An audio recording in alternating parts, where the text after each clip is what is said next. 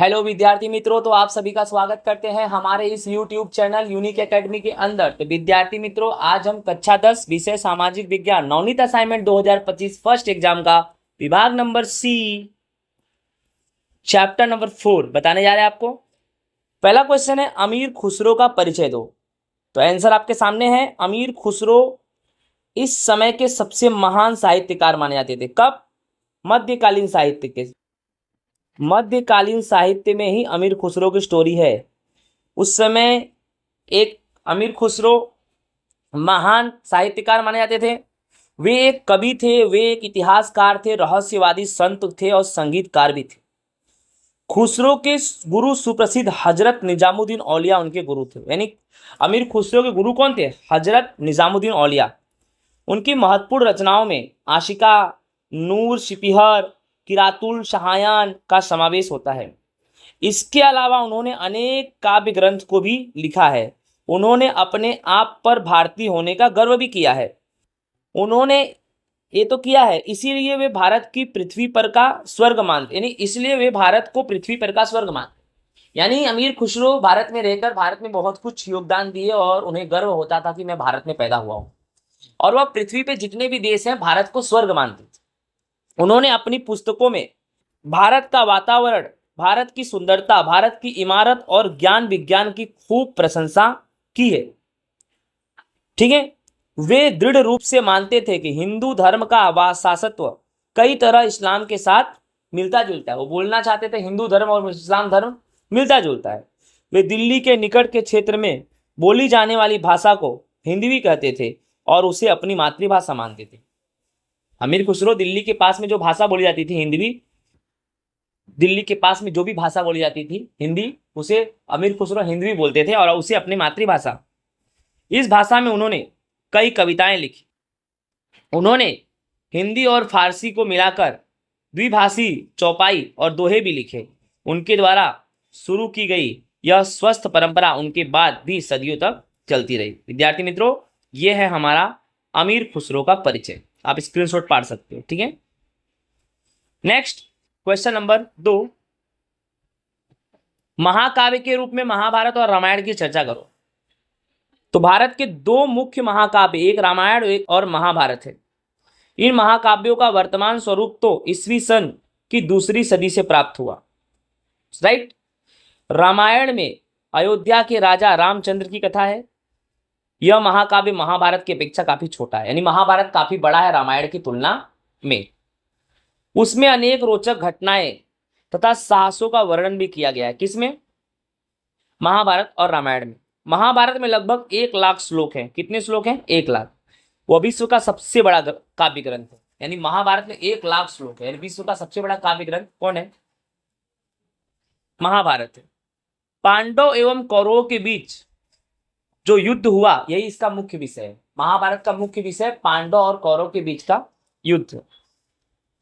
इसके बाद भी उसमें अनेक छोटी बड़ी कहानियों का भी जोड़ा दिया गया है। महाभारत में श्रीमद् भगवत गीता में गहन दार्शनिक सिद्धांतों का विवेचन किया गया है। श्रीमद् भगवत गीता महाभारत से जुड़ा हुआ है। विद्यार्थी मित्रों, श्रीमद् भगवत गीता में मोक्ष प्राप्ति के 3 मार्ग भी बताए गए हैं। ज्ञान, कर्म और भक्ति का विवेचन किया गया है। मोक्ष प्राप्ति के 3 मार्ग, ज्ञान, कर्म और भक्ति। रामायण और महाभारत दोनों महाकाव्यों ने सदियों तक करोड़ों लोगों के विचार और साहित्य का सर्जन पर गहन प्रभाव डाला है। यानी महाभारत और रामायण से सदियों भर में देखा गया तो करोड़ों लोगों के विचार बदले हैं। समझ आ रहा है? एक अलग संस्कृति का निर्माण हुआ है। भारत में संस्कार सिंचन का प्रेरक कार्य महाभारत और रामायण ने किया है। समझ में आ रहा है विद्यार्थी मित्रों? आई होप आपको अच्छे समझ में आ गया होगा।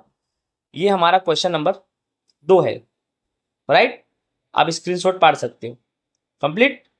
क्वेश्चन नंबर 3, गुजराती गद्य पद्य साहित्य के विषय में लिखो। आंसर, पुरानी गुजराती भाषा में पद्य साहित्य लिखा जाता था। पुरानी गुजराती भाषा में पद्य साहित्य लिखा जाता था। कालांतर में गुजराती भाषा के परिमार्जन के बाद अनेक कृतियां लिखी गई जब गुजराती भाषा का विकास हुआ, जिसमें नरसिंह मेहता, मीराबाई, दयाराम अखा, प्रेमनंद, प्रीतम जैसे मेन साहित्यकारों ने पद लिखे, गीत लिखे, गरबी लिखे, छप्पा लिखे, आख्यान लिखे, काव्य लिखे, ये सब गुजराती भाषा में लिखा गया। इस तरह से गुजराती साहित्य का विरासत भी काफी समृद्ध बनाया गया भारत के अंदर।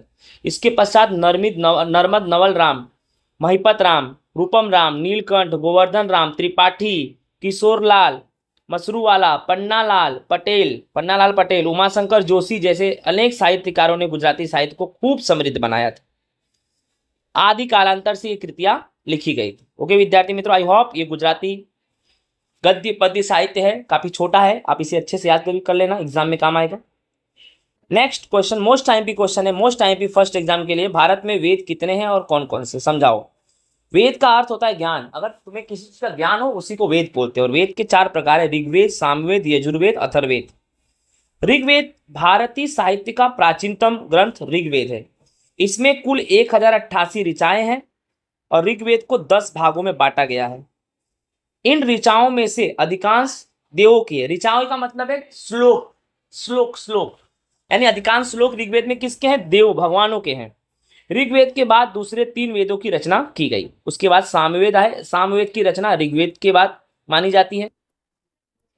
सामवेद में श्लोक, राग, लय, यानी सामवेद में श्लोक के राग और लय दोनों गाए जाते हैं, अतः हम इसे संगीत की गंगोत्री कहते हैं। बहुत टाइम पे सामवेद संगीत की गंगोत्री कही जाती है। यजुर्वेद यज्ञ का वेद कहलाता है। यज्ञ के वेद यानी यज्ञ में जो भी श्लोक लोग करते हैं वो यजुर्वेद में आता है। यह वेद गद्य पद्य स्वरूप में निर्मित है। गद्य यानी कहानी और पद्य यानी काव्य स्वरूप।